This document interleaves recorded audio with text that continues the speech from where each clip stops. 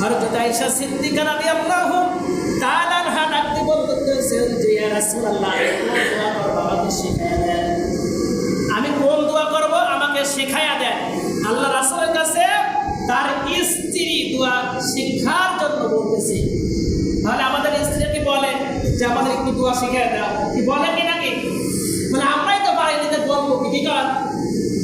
আল্লাহ পাক নবী কি বললেন যে আয়েশা আমার সাথে বলেন আর আপনি আমার সাথে বলেন আল্লাহুম্মা ইন্নাকা আফুউন তুহিব্বুল আফওয়া ফাআফু আন্নি। আমার সাথে আবার বলেন আল্লাহুম্মা ইন্নাকা আফুউন তুহিব্বুল আফওয়া ফাআফু আন্নি। আমরা গুনাহ করতে ভালোবাসি কি কর?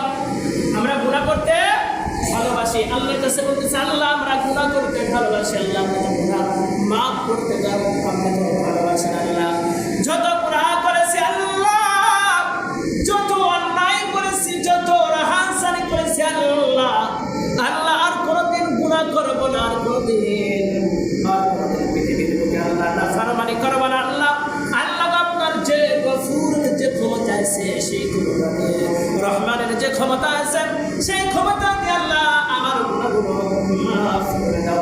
সুবহানাল্লাহ। এই দোয়াটা বেশি বেশি করে পড়তে হবে সবাইকে। শুধু আমরা পুরুষ এই দোয়া করলাম, মহিলারা করলাম তাহলে তো হলো। পুরুষ এবং মহিলারা উভয় যদি আমল করে তাহলে আমলটা একত্রিত হয়ে গেল, দোয়াটা কবুল হওয়ার সম্ভাবনা বেশি। কি কর? সম্ভাবনা বেশি হবে। এই দোয়াটা অবশ্যই শিখে নেবেন। যারা পারে তাদের কাছে বসবেন।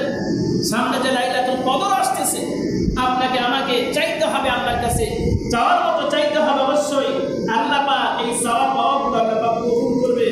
আল্লাহ রাব্বুল আলামিন যেন আপনার আমার দুনিয়ার যত বালা মুসিবত আছে সমস্ত বালা মুসিবত যেন আল্লাহ পাক দূর করবেন। আল্লাহুম্মা আমিন।